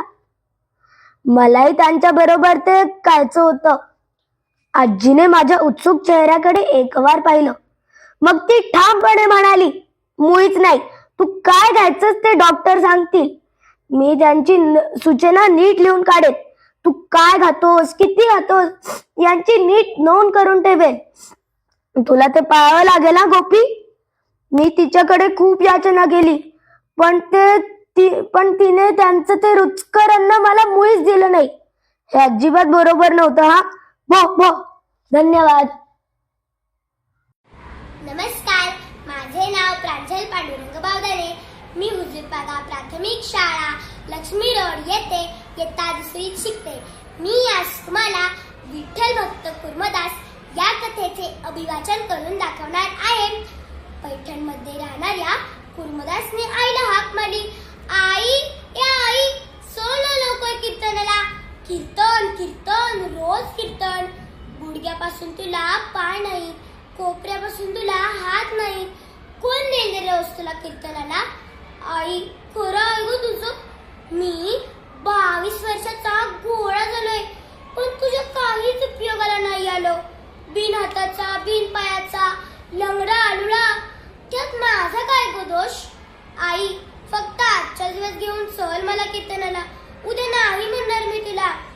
आईने हातपाय नसलेला कुर्मदासाला पाठीवर घेतलं आणि मंदिरात आणलं. मंदिरात भानुदास महाराजांचं कीर्तन चालू होतं. कुर्मदासाला पाहून महाराज म्हणाले, आलास रे कुर्मदासा. अरे, पण कसं आलास? महाराज, आईने आणलं. अरे, कशाला आईला त्रास दिलास? आता घरी कसं जाशील? नाही महाराज, आता मला घरी नाही जायचं. अरे कुर्मदासा, आज काल्याचं कीर्तन हे संपलं की आम्ही निघालो पंढरीला. मग तू कुठे जाशील? महाराज, मी पण येऊ का पंढरीला? अरे कुर्मदासा, तुला कीर्तन ऐकायला आईच्या पाठीवर यावं लागतं. तुला कोण नाही रे पंढरीला एवढं लांब? महाराज, तुम्ही फक्त हो म्हणा, पहा मी येतो का नाही पंढरीला. महाराज हसत हो ये म्हणाले. रात्री सर्व वारकरी झोपले. कुर्मदासाने पंढरीचा रस्ता धरला. लुटांगण गेट पोटावर फटफटत सकाळी 10 वाजेपर्यंत कुर्मदासानं बीड गाठलं. ओके, हनुमंताच्या मंदिरात जाऊन ओरडू लागला, ऐका हो ऐका, भानुदास महाराजांची दिंडी पंढरीच्या वाटेवर आहे हो. कुणी कालवण आणा, कुणी भाकरी आणा. ते पाहून भानुदास महाराजांनी आश्चर्याने विचारलं, कुर्मदासा कसा आलास रे? महाराज, तुमचं होणं मला आणलं. सर्वांची जेवण झाली, प्रवचन झालं. मग महाराज म्हणाले, आपला उद्याचा मुक्काम मांजरसुंबा. एक मुक्काम मागं पडू लागला. शेवटी लवगाव आलं. तिथंही कुर्मदासानं भोजन गोळा केलं. दिंडी मागून आली. सर्वांची जेवण झाली. कुर्मदास एका कोपऱ्यात पिवळत पडला होता. भानुदास महाराज त्याच्या जवळ येऊन म्हणाले, कुर्मदासा, आता फक्त एकच मुक्काम राहिला आहे. मग तू तुझ्या विठुरायाला भेटशील? कुर्मदास म्हणाला, नाही महाराज, आता मी नाही येऊ शकणार पंढरीला. अरे, असं का म्हणतोस कुर्मदासा? आता फक्त एका मुक्कामावर आली पंढरी. कुर्मदासाला बोलणं सुद्धा असं सहाय्य झालं होतं. लोळून लोळून त्याच्या शरीरावर प्रचंड जखमा झाल्या होत्या. अंगातून रक्त वाहत होतं. कुर्मदास थकून गेला होता. निघाल्यापासून त्याच्या पोटात अन्नाचा कणही नव्हता. कुर्मदासा, काय केलं हे? महाराज, घरी राहून काय केलं असतं? निदान पंढरच्या वाटेवर आलो तरी आता फक्त एकच करा. पंढरपूरला गेल्यावर पांडुरंगाला 2दा नमस्कार करा आणि त्याला सांगा, हे पांडुरंगा, तुझ्या पायाजवळ यायला कुर्मदासाचं पुण्य थोडं कमी पडलं. हे ऐकून भानुदास महाराज कुर्मदासाला सोडून जड पावलांनी पंढरपूरला निघाले. भानुदासांनी पांडुरंगाकडे दर्शन घेतलं. त्यांच्या अंतःकरणातलं चिंतन तिथपर्यंत पोहोचलं. पांडुरंग रुक्मिणी मातेला म्हणाले, रुक्माई, तू वारी सांभाळ. मी माझ्या भक्ताला कुर्मदासाला भेटायला चाललो. विठ्ठल कुर्मदासा जवळ आले. कुर्मदासा, अरे डोळे उघड, बघ मी आलोय तुझ्यासाठी. मोठ्या हिमतीने कुर्मदासानं अर्धवट डोळे उघडले. पांडुरंगा, पांडुरंगा, आता हीच माझी पंढरी. कुर्मदासाने डोळे भरून पांडुरंगाला पाहिलं व डोळ्यातील अश्रूंनी विठ्ठलांना नमन केलं व आपला प्राण सोडला. धन्यवाद. नमस्कार, माझे नाव चारवी आशिष पाटील आहे. मी श्रीमती पार्वतीबाई विद्यालय चिंचवड या शाळेत इयत्ता 2री मध्ये शिकत आहे. अभिवाचन स्पर्धेसाठी मी प्रजासत्ताक दिनाची माहिती सांगणारा उतारा निवडला आहे. 26 जानेवारी हा दिवस आपण प्रजासत्ताक दिन म्हणून साजरा करतो. आजच्याच दिवशी 1950 साली भारताने स्वतःचे संविधान स्वीकारले आणि we the people of India या शब्दांसोबत आपल्या देशाने लोकशाहीचा भक्कम पाया रचला. To the people, for the people, by the people, अर्थात लोकांनी लोकांसाठी लोकांकरवी चालवलेले राज्य म्हणजे लोकशाही. 15 ऑगस्ट 1947 साली आपला भारत देश स्वतंत्र झाला. पण एक स्वतंत्र देश चालवण्यासाठी गरज असते ती नियमांची आणि कायद्यांची.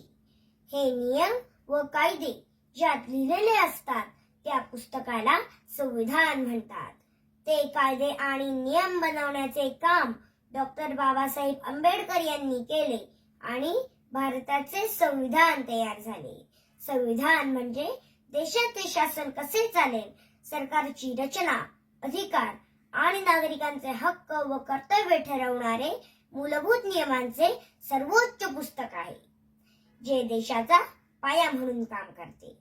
28 राज्ये व 8 केंद्रशासित प्रदेश असलेला भारत, 22 मुख्य भाषा व 19,000 बोलीभाषा असलेला भारत, 6 मुख्य धर्म व अगणित जाती जमातींमध्ये विभागलेला भारत एकसंघ ठेवण्याचे काम संविधान करते. यामधूनच संविधानाच्या प्रचंड व्याप्तीची प्रचिती येते. विविधतेत असलेली एकता ही आपली शक्ती आहे.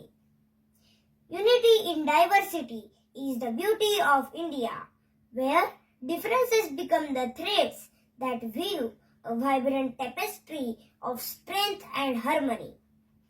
आजचा दिवस केवळ सण नाही, तर तो आपल्या स्वातंत्र्याचा, अधिकारांचा आणि कर्तव्यांचा उत्सव आहे. जगातील सर्वात मोठी लोकशाही असे मानाचे बिरुद मिरवणाऱ्या आपल्या लोकशाहीने नुकताच अमृत महोत्सव साजरा केला आहे. 75 वर्ष पूर्ण केली आहेत. याचा आपल्याला निश्चितच अभिमान असायला हवा. मित्रांनो, पुढील 20 वर्षात आपण आपल्या स्वातंत्र्याचा शतक महोत्सव साजरा करणार आहोत आणि त्यावेळी देशाची धुरा आपल्याच खांद्यावर असणार आहे. त्यासाठी आपण आतापासूनच प्रयत्न करायला हवेत. सुजाण नागरिक बनायला हवे. त्यासाठी आपल्याला आपल्या कर्तव्याची जाण असायला हवी, सिव्हिक सेन्स असायला हवा. चला तर मग या प्रजासत्ताक दिनी आपण एक संकल्प करूया. संविधानाची प्रतिष्ठा जपूया, आपली कर्तव्ये पार पाडूया, भारताला महान बनवूया. धन्यवाद. नमस्ते, माझे नाव मानसी अजित शिर्के. माझ्या शाळेचे नाव राजाराम उपरास्ते प्राथमिक शाळा हुजूरपाडा पुणे 30. मी दुसरी शिकत आहे. माझ्या अभिवाचनचे नाव पिहूची वही. वा, परीक्षा एकदाची पार पडली आणि शाळेला सुट्टी लागली. सुट्टी लागूनही 10-15 दिवस झाले. माझ्या मैत्रिणीकडच्या सारख्या फेऱ्या पुण्यातलं फिरणं बघून आमच्या आईसाहेबांनी फरमान सोडलं. जे काय असेल ना ते 4 नंतर दुपारच्या उन्हात कुत्री मारत हिंडायचं नाही. आमच्या आईसाहेबांचं बोलणं हे असंच असतं. आता मी खरंच कुत्री मारत हिंडते का? त्यांनी भू जरी केले तरी घाबरत पट सुटते. फक्त आमच्या हिरूला नाही घाबरत. मी म्हणते आता हिरू कोण? हिरू म्हणजे आमचा गोड गरीला पॉमेरियन डॉगी. मात्र त्याला कुत्रा म्हणायचं नाही बरं का. बाबांना फार राग येतो. खरंच तो मुलगाच आहे त्यांचा. आणि हो, आमच्या कॉलनीतल्या बायका आईला पिहूचाई म्हणून हाक नाही मारत, हिरूचाई म्हणतात. आता आईला असे बोलल्यावर मला किती वाईट वाटू लागले. आता दुपारच्या वेळी एकटीने घरी बसायचं. छे, मला करमेच ना. काय करावे असा विचार करत करत मी कपाट पिचकटू लागतो. तर नुकतीच परीक्षेसाठी आणलेली कोरी कडकडीत रंगपेटी सापडली. वा, काढली कपाटातून. पाणी आणि ब्रश घेतला आणि रागारागात पराठे ओढू लागले. या आईचा ना डोळ्यात लागला होता म्हणून मी बेसिंग जवळ गेले आणि एक एक रंग चांगला धुवून काढला. बेसिंग मस्त रंगीत होऊन गेला. सारी मज्जा वाटू लागली. फुल टाइमपास. आमचा बेसिंग आहे भलं मोठं, त्यावर चढता देखील येते आणि बेसिंगलाच लागून एक छोटीशी खिडकी. मग मी काय केले, खिडकीच्या गजावर ब्रशने फटकारे ओढू लागले. असं करता करता एका गजाला लाल रंग देऊन टाकला आणि दुसऱ्या गजाला पिवळा रंग. काय सांगू गंमत, लय भारी दिसू लागले. खिडकीचे दोन्ही गज, एक लाल एक पिवळा. मग मी खिडकीकडे नीट बघितलं. वाटलं रे, आपल्या घराची खिडकी किती खराब झाली आहे. रंगाचे टवके उडाले आहेत. चिमण्यांनी किती घाण केलेली आहे. समजा ही खिडकी मी खरंच रंगवली तर मी एकदम खुश झाले आणि रंगवलेल्या खिडकीचे स्वप्न पाहू लागले. पण आईचं काय? हौद जाऊन आईला विचारले, आई खिडकी रंगू का? आईला काय ऐकूया झोपे कोण जाणे. ती म्हणाली आणि तिकडच्या कुशीवर गळाली. पण मात्र मी वेळ घालवला नाही. लगेच खिडकी रंगवायला सुरुवात केली. एकदम लक्षात आले, अरे असं करून काही उपयोग नाही. आधी सगळी खिडकी साफ करायला हवी होती. मग मी भांडी घासायचा ब्रश घेतला आणि एक एक गज छान घासून काढला. चिमण्यांची गाय स्वच्छ केली. ही छोटीशी खिडकी अगदी चमकून निघाली. या कामात 1-1.5 तास निघून गेला. पण कसा निघून गेला कळलंच नाही. आई उठल्याचं पाहून मी पटकन तिथे जवळ गेले आणि म्हणले, आई बघ खिडकी कशी स्वच्छ केली. ते काम पाहून आई एकदम खुश झाली. तिने विचारले, हे तू रंगवलेस का? मी म्हटले, हो. तुला विचारलं होतं ना खिडकी रंगू का, तर तू हो म्हणालीस. मला वाटलं आता आईचा हे रागवण आहे. पण ती चक्क म्हणाली, तू रंगव ही सगळी खिडकी. हे ऐकून मी आनंदाने उडीच मारली आणि तिला काम पूर्ण करून दाखवण्याचे प्रॉमिस दिले. धन्यवाद. नमस्कार, माझे नाव समिधा तुषार पिसाळ. मी हुजूरपाडा प्राथमिक शाळा इयत्ता 2री शिकते. आज मी तुम्हाला केशव कुमार यांनी लिहिलेल्या दिनूचे बिलाचे अभिवाचन करून दाखवणार आहे. दिनूचे वडील डॉक्टर होते. दिनू कधी कधी त्यांच्याबरोबर दवाखान्यात जात असे. तेथे पुष्कळसे लोक येते. कोणी तपासून घेण्यासाठी येते, कोणी औषधं घेण्यासाठी येते. कोणी म्हणे, डॉक्टर माझं पोट दुखतं, मला तपासा. तर कोणी म्हणे, डॉक्टर माझे बिल किती झाले ते सांगा. दिनू एका लहानच्या खुर्चीवर बसून ते सारे पाहत असे आणि ऐकत असे. दवाखान्यातल्या बऱ्याचशा गोष्टी आता त्याला कळू लागल्या होत्या. पण बिल म्हणजे काय ते अजून त्याला कळाले नव्हते. दिनूने एके दिवशी वडिलांना विचारले, बाबा बिल म्हणजे काय हो? डॉक्टराने टेबलावरचा एक कागद घेतला आणि दिनूला दाखवला. हे बघ, याला बिल म्हणतात, वाच. डॉक्टर म्हणाले. दिनू तो कागद वाचू लागला. रुग्णांना तपासल्याबद्दल 10 रुपये, दोनदा घरी येण्याबद्दल 20 रुपये, 8 वेळा औषधाबद्दल 8 रुपये, एकूण 38 रुपये. दिनूने ते बिल कितीतरी वेळ वाचत होता. तो एकदम मध्येच असला. काय वाटे कोणास ठाऊक. काहीतरी विचार त्याच्या डोक्यात आला. घरी गेल्यावर दिनू आपल्या खोलीत गेला आणि एका कागदावर त्याने आपल्या आईच्या नावाने एक बिल तयार केले. आज बागेतून फुले आणल्याबद्दल 50 पैसे, भावाला 2 तास सांभाळल्याबद्दल 2 रुपये, शेजारच्या काकूंकडे निरोप घेऊन गेल्याबद्दल 2 रुपये, दुकानातून साखर आणल्याबद्दल 50 पैसे, एकूण 4 रुपये. ते बिल त्याने आईच्या खोलीत नेऊन ठेवले. दुसऱ्या दिवशी दिनू सकाळी उठला. त्याच्या अंशाचे 4 रुपये ठेवले होते. दिनूने ते उचलले. तेवढ्यात तेथे ठेवलेला एक कागद त्याच्या दृष्टीत पडला. त्याच्यावर काहीतरी लिहिलेले होते. त्याने कागद उचलला आणि चटकन वाचला. आईने दिनूच्या नावाने एक बिल तयार केले होते. लहानपणापासून आतापर्यंत वाढवल्याबद्दल काही नाही. शारदा आजारपणातून रात्रभर जागून काळजी घेतल्याबद्दल काही नाही. वाचायला शिकवल्याबद्दल काही नाही. एकूण काही नाही. दिनूच्या डोळ्यात एकदम पाणी आले. त्याचा गळा भरून आला. त्याच्या हातातला कागद गळून पडला आणि तो तसाच आईकडे धावत गेला. काही न बोलता त्याने आईला पैसे परत केले आणि तो आईच्या मांडीवर डोके ठेवून रडू लागला. आईने दिनूला कुरवाळले आणि तिचा मुका घेत ती म्हणाली, तुझ्या बिलाचे पैसे पावले बरं दिनू, धन्यवाद. माझे नाव गोमंतिका सीताराम शिरसाट. मी इयत्ता 4थी मध्ये शिकत आहे. माझ्या शाळेचे नाव हुजूर पागा कात्रज प्राथमिक शाळा. मी आज तुम्हाला स्वलिखित अभिवाचन करून दाखवणार आहे. मी मराठी शाळा बोलते. नमस्कार बाय बाबो, ओळखला का मला? मी आहे मराठी शाळा. हो तीच, गावाच्या वेशीवर उभी असलेली, कौलारू छपराखालची, मातीच्या भिंतीमधली आणि तुमच्याच लेकरांनी गजबजलेली मी मराठी शाळा.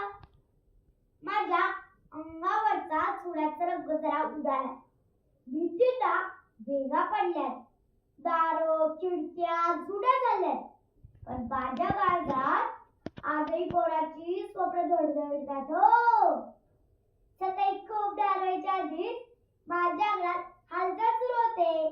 आई पोराला म्हणते, लवकर उठ रे, शाळेला जायचंय. आणि पोरं अर्धी झोपेत पण मनात उत्साह घेऊन माझ्याकडे धावत येतात. कोणी नंगे पाय, कोणी चप्पल तुटलेली, कोणी जुळीला गाठ मारलेली, पण डोळ्यात एकच चमक, आज काहीतरी नवीन शिकायचंय.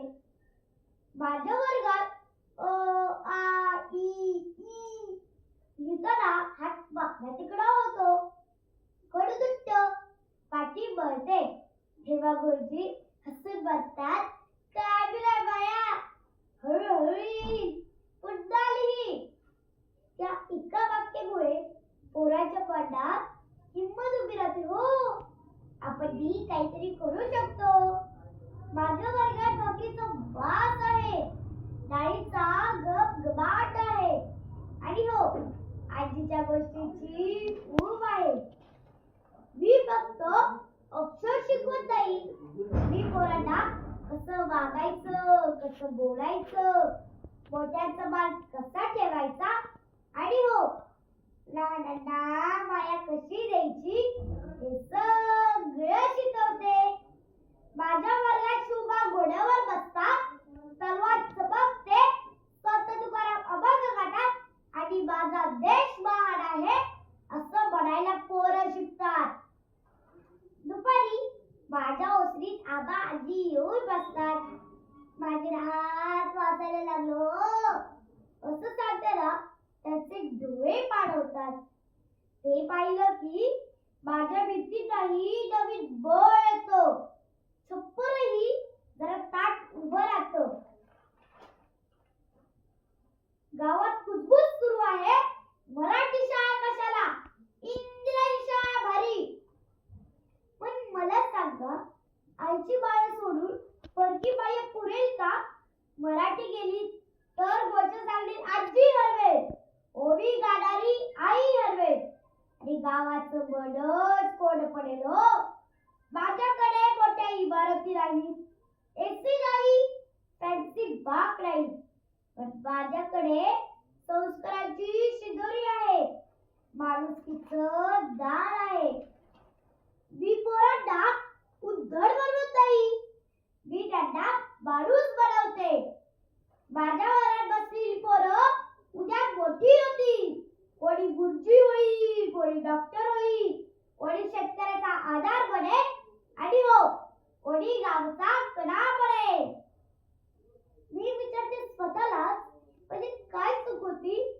ती स्वप्न दाखवली, मी माणूस घडवला, तरी मी कमी पडले का? बाय बापो, जर मी बंद पडले तर उद्या गाव काय सांगेल आपल्या पोरांना? तेव्हा कोण उत्तर देणार, कोण सांगणार? हीच आपली मुलं होती आणि हीच आपली मराठी शाळा होती. आज मी रडायला नाही, जाग करायला उभी आहे. मला वाचवलं तर शाळा वाचेल, संस्कार वाचतील आणि हो गाव उभं राहील. आज मी तुम्हा सगळ्यांना हात जोडून सांगते, माझी बोली जपा, माझी शाळा जपा आणि सगळे मिळून मोठ्या आवाजात सांगा, मी मराठी शाळा आहे, माझं अस्तित्व हक्काचं आहे आणि मराठी शाळा टिकली पाहिजे, मराठी शाळा टिकली पाहिजे. धन्यवाद. नमस्कार, माझे नाव रेवा गणेश लवटे. मी हुजूरपागा प्राथमिक शाळा लक्ष्मी रोड येथे दुसरीत शिकते. आज मी तुम्हाला दमा मिरासदार यांनी लिहिलेली अतिथी थे माती या नाटकाचा काही भाग अभिवाचन करून दाखवणार आहे. चक्रमादित्य महाराजांचा दरबार, संशयर बहादर, श्रीमंत चक्रमादित्य महाराजांचा जय जयकार असो. आज ते कदम महाराज, आज ते कदम. बसा मंडई बसा. मग काय प्रधानजी, कशी आहे राजाची हलहवाल? आपल्या कृपेने उत्तम आहे. गोरगरीब भरपूर कष्ट करत आहेत, श्रीमंत लोक सुखात आहेत. छान, उत्कृष्ट. बरं चोरीमारी वगैरे? छे, कुणी चोऱ्या करत नाही, फक्त चोर तेवढे चोऱ्या करत आहेत. फारच छान. बरं रोगराई वगैरे? बिलकुल नाही. 4-2 साथीचे रोग आले, त्यात 500 माणसं गेली, बाकी सगळी जिवंत आहेत. वा वा प्रधानजी, आमच्या राज्याची हलहवाल एकूण उत्तम आहे म्हणायची. बरोबर. आज करमणुकीचा कार्यक्रम कोणता? एक उत्तम गाणारे बुवा आले आहेत, त्यांचं गाणं ऐकावे सरकार. त्यांचे नाव काय म्हणाला? गानसे. बरं, बोलवा त्यांना. महाराजांचा विजय असो. गवई बुवा, तुम्हाला काय येते? तबल्यावर पेटी वाजून दाखव. नाहीतर असं करा, पेटीवर तबला वाजवा. महाराज, मी वादक नाही, गवई आहे, संगीत गातो. बरं, म्हणा काहीतरी. गवई बुवा मांडी घालून बसतात, हातवारे करून बेसूर आवाजात एक गाणं म्हणतात. महाराज खुश होतात. वा वा गवई बुवा, तुमचा आवाज तर साखरेसारखा गोड आहे. बोला, तुम्हाला काय बक्षीस पाहिजे? महाराज, मला स्वतःला काही नको. सध्या संगीताला वाईट दिवस आले आहेत. संगीत कलेसाठी काहीतरी करा. अवश्य. काय बरं करावं? हा, छान कल्पना सुचली. आजपासून आमच्या राज्यात सगळ्यांनी गाण्यातच बोलायचं. कुणीही साधं बोलायचं नाही, सगळ्यांनी गातच बोलले पाहिजे. ठीक आहे सरकार. जो कुणी गाण्यात बोलणार नाही त्याला शिक्षा करा. पहिल्यांदा त्याला सुळावर चढवा, मग हातकीच्या पायी देऊन त्याचा कडेलोड करा आणि तो पुन्हा असं करणार नाही हे त्याच्याकडून लिहून घ्या. आत्ताच्या आत्ता दवंडी द्यायची व्यवस्था करतो. ऐका हो तुम्ही, ऐका हो ऐका. आजपासून सर्व बोलणी व्हावे केवळ गाणी केवळ गाणी आणि तराने चालणारच इतर फलाने. राजासल्या जो मोडील कुणी देव सुळावर त्याच त्या क्षणी. ऐका हो तुम्ही, ऐका हो ऐका. छे हसून तर आपलं पोट दुखायची वेळ आली बुवा.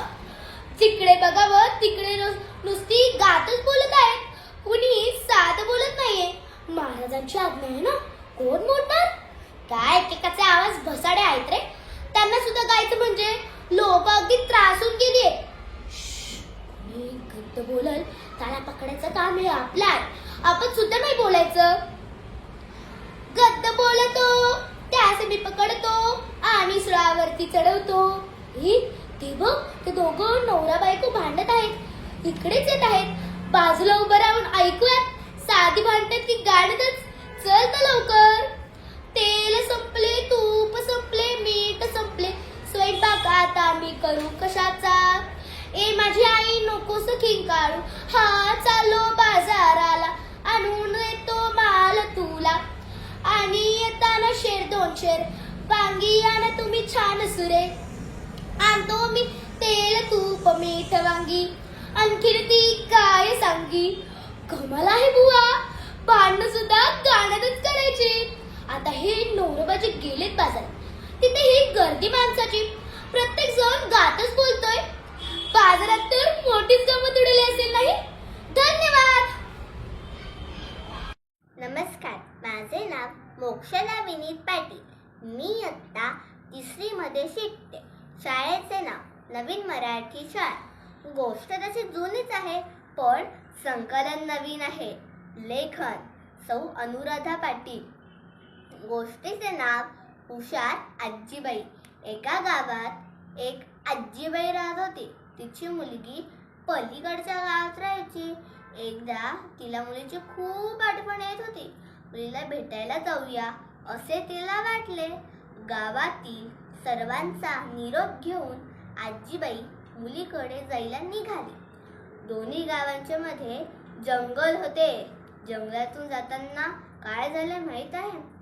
जंगल झाडीत वाघोबा लपला, म्हातारीला पाहून खुदकन हसला. म्हातारे म्हातारे कुठं चाललीस, पोटाला माझ्या भूक लागली. अनेक दिवसांनी छान मेजवानी मिळणार म्हणून वाघाला आनंद झाला. आजीबाई घाबरली, पण आजीबाई होती हुशार. तिने भीती दाखवली नाही.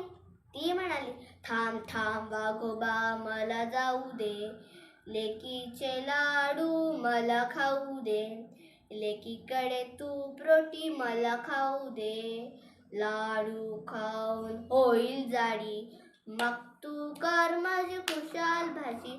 हुशार आजीबाईचे बोलणे ऐकून वाघाच्या तोंडाला पाणी सुटले. त्याला वाटले जाडजूड आजीबाईला खायला अजून मज्जा येईल. तो म्हणाला, ठीक आहे जा, पण जाडजूड होऊन नक्की ये, नाहीतर गाठ माझ्याशी आहे. आजीबाई त्याला हो म्हणून आपल्या मुलीकडे गेली. मुलीने याची चांगली सेवा केली. रोज खाऊ पिऊ घातले. महिनाभर आराम करून आजीबाईंची तब्येत छान छान झाली. आजीबाई मुलीला म्हणाली, आता मला निघायला हवे, पण आपली शेवटची भेट. आणि आजीबाईंनी घडलेला सर्व प्रसंग लेकीला सांगितला. लेक आईसारखेच हुशार, हत्तीच्या एवढंच ना, थांब असे म्हणून तिने एक मोठा भोपळा आणला. त्यातून सगळा गोर बाहेर काढला आणि म्हणाली, आई तू या भोपळ्यातून जा, त्यामुळे वाघ तुला ओळखूच शकणार नाही. मग आजीबाई भोपळ्यात बसली आणि मुलीचा निरोप घेऊन निघाली. जंगलात काय झाले माहीत आहे? जंगलात वाघ आजीबाईंची वाट बघत होता. वाघोबाने भोपळा अडवला. भोपळ्यामधून आवाज आला, म्हातारी बितारी मला नाही ठाऊक, चल रे भोपळ्या टुनुक टुनुक, चाट्या चिबल्या चुटुक चुटुक, चल रे भोपळ्या टुनुक टुनुक. वाघाला थोडी शंका आली. आजीबाईचा आवाज वाघाला ओळखला, पण तोपर्यंत आजीबाई धावत पळत गावात पोहोचली होती. आणि अशा प्रकारे आजीबाईने हुशारीने स्वतःचा जीव वाचवला. म्हणजेच शक्तीपेक्षा युक्ती श्रेष्ठ ठरली. कृतज्ञता. नमस्कार, माझे नाव उषिता योगेश माळी. माझ्या कथेचे नाव आहे पेरूंची वाटणी. एक होती आजी. त्यांच्या अंगणात पेरूचे झाड होते. झाडाला चांगले पेरू येत होते. त्यांचा नातू राहुल त्यांच्याकडे राहत होता. आजी चांगल्या शिकलेल्या होत्या. नुकतेच यांनी राहुलच्या मदतीने झाडावरचे पेरू काढले. राहुलने ते मोजले. 40 पेरू झाले. राहुल विचारू लागला, आजी, एवढ्या पेरूंचे काय करायचे?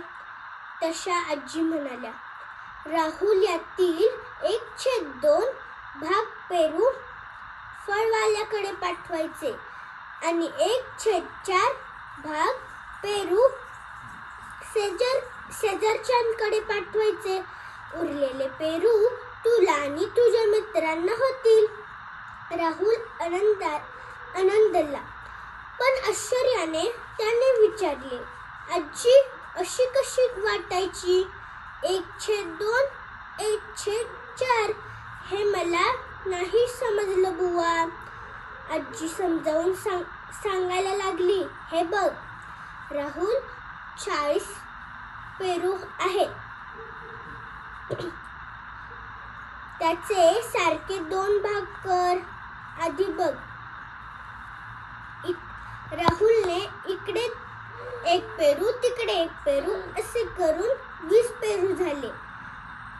निम्मा भाग वाटले मी, राहुल म्हणाला. आजी म्हणाली, अरे राहुल, 2 समान भाग झाले का तुझे? याला म्हणतात 1/2. समजलं ग आजी, पण आता 1/4 म्हणजे काय? राहुलचा प्रश्न. तशी आजी म्हणाल्या, आता या पेरूचे आणखी 2 भाग कर. राहुलने एकसारखे 4 भाग केले. प्रत्येक भागात 10 पेरू झाले. आजीनं समजावलं, हे बघ राहुल, या 4 सारख्या भागांपैकी 1 पेरू म्हणजेच पावभाग, याला 1/4 म्हणतात. धन्यवाद. नमस्कार, माझं नाव इप्सिता निखिल धोकटे. मी पहिलीत शिकते. एके दिवशी मला गॅलरीच्या दारावर छोटे छोटे माठ चिकटवलेले दिसले. मी म्हणाले, इथे कुणी हे माठ चिकटवले? पण मला थोड्या वेळाने कळलं की हे माठ नसून एका छोट्याशा लालपरीचं म्हणजे कुंभारवाशीचं घर आहे. ही लालपरी घर कसं बांधते यावर इंदिरा संतताईंनी एक सुंदर कविता लिहिली आहे. त्या कवितेचं नाव आहे चतुर शहाणी. तीच कविता आता आपण ऐकूया.